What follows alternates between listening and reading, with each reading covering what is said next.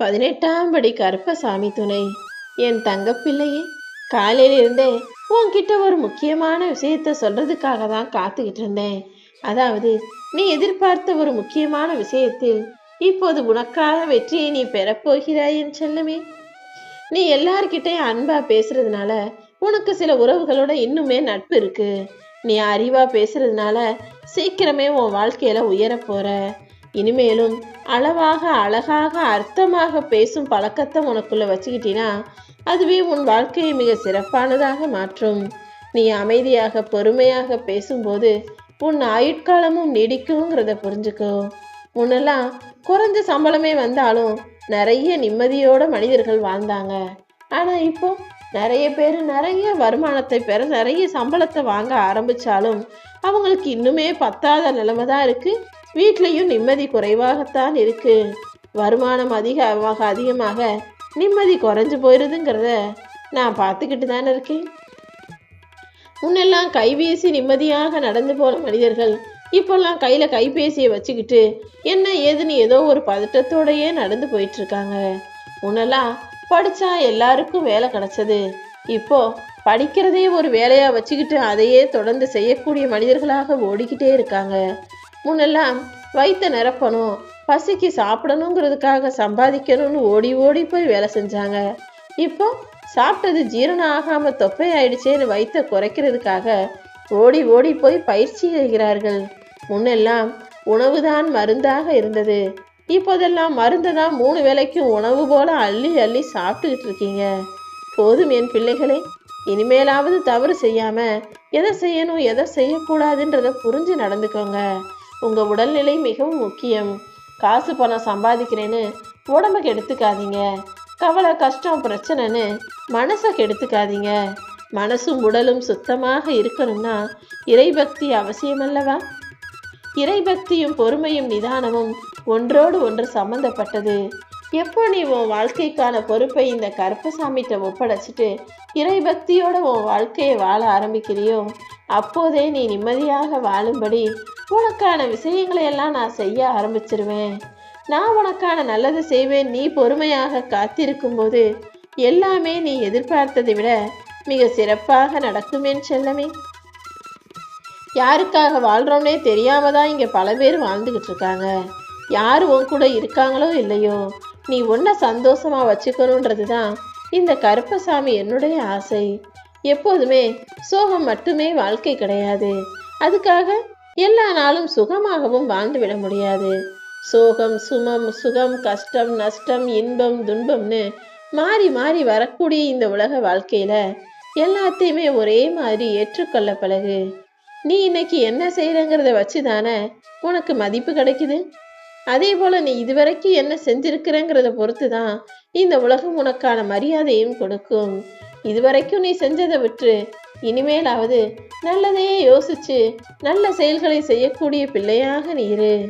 மகிழ்ச்சியாக நீ இருக்கிறன்ற இந்த மனநிலையே உன்னையும் உன்னை சுற்றி இருக்கவர்களையும் மகிழ்ச்சியாக வாழ வைக்கும். எப்போவுமே ஏதாவது ஒரு சின்ன விஷயம் நடந்தாலும் உடனே மகிழ்ச்சியை தூக்கி எறிஞ்சிட்டு ஐயோ கஷ்டமா இருக்கே நினைச்சு கவலைப்படாத. நீ மகிழ்ச்சியாக இல்லைனா அது உன்னையும் உன்னை சுற்றி உள்ளவர்களையுமே சேர்த்து வாழ்க்கையை வெறுக்க வச்சிடும். முடிஞ்ச அளவுக்கு என்ன நடந்தாலும் அதை சமாளிச்சுக்கிட்டு வாழ்க்கையை சந்தோஷமாக வாழ தயாராகு. யாராவது உன்னை நிராகரிச்சா அதை சந்தோஷமாக ஏற்றுக்கொள். ஏன்னா இந்த உலகத்துல ஜெயிச்சவங்க எல்லாருமே என்னைக்கோ ஒரு நாள் யாரோ ஒருவரால் மட்டம் தட்டி பேசியவர்களாகவும் நிராகரிக்கப்பட்டவர்களாகவும் தான் இருப்பாங்க. உன் வாழ்க்கையிலையும் இப்போது உனக்கு மிக அருகில் தான் வெற்றி இருக்கு. அதை புரிஞ்சுக்காம எந்த முயற்சியையும் கைவிடாதேன்னு செல்லமே. ஏற்கனவே இதற்கு முன்பாகவும் நீ பலமுறை பல விஷயங்களை முயற்சி செஞ்சு அதை பாதியிலேயே கைவிட்டதின் காரணமாக தான் தோல்வி அடைஞ்ச. இந்த முறையும் அதையே செய்யாம விடாமுயற்சியோட வாழ்க்கையில முன்னேற தயாராக இரு.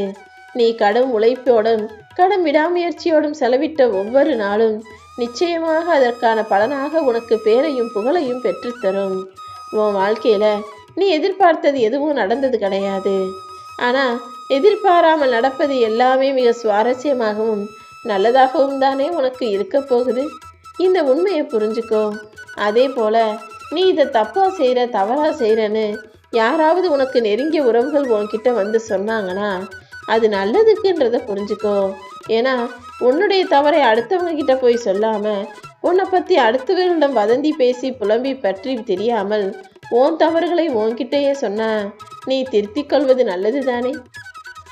எல்லா விஷயத்திற்கும் காலம் பதிலளிக்கும்ட்டு பேசாம அமைதியாவே இருக்காத.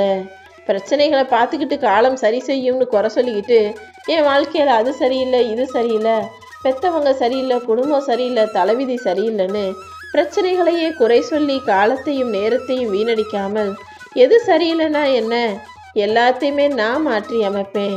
என்னுடைய இறைபக்தியும் என்னுடைய செயலும் என்னுடைய விடாமுயற்சியும் என்னை நிச்சயமாக ஜெயிக்க வைக்கும்னு துணிந்து வாழ தயாராகு. நீ ஒவ்வொரு முறை துன்பத்தை பொறுமையோடு சந்திக்கும் போதும் அதை நிச்சயமாக நான் பார்க்குவேன். அவமானத்தை சந்திச்சினா உறுதிக்கான வழி தெரியும். பசியை சந்திக்கும் போது உணவின் அருமை புரியும்.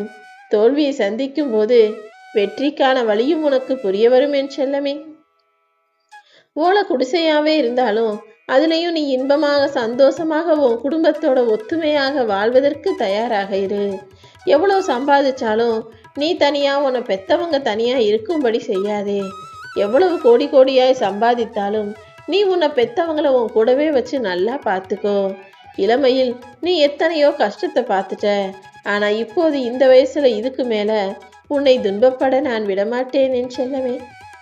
அடுத்தவங்க தேவைக்கும் அடுத்தவங்க வேலைக்கும் ஓடி போய் வேலை செய்யற ஆளாக நீ இருக்காம எல்லாரும் தேடி வரக்கூடிய உறவாக வாழ கத்துக்கோ. உன் நல்ல மனசும் நல்ல குணமும் எல்லாருமே உன்னை நோக்கி இருக்கும்.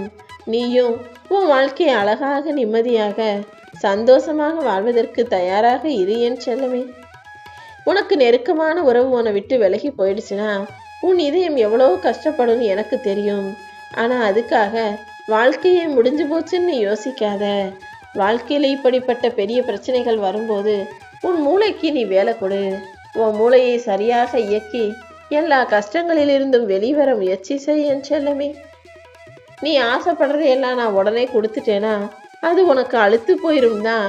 சில விஷயங்களுக்காக உன்னை ஏங்க வச்சு எதிர்பார்க்க வச்சு ஒவ்வொன்றாக இனி கொடுக்க போறேன்.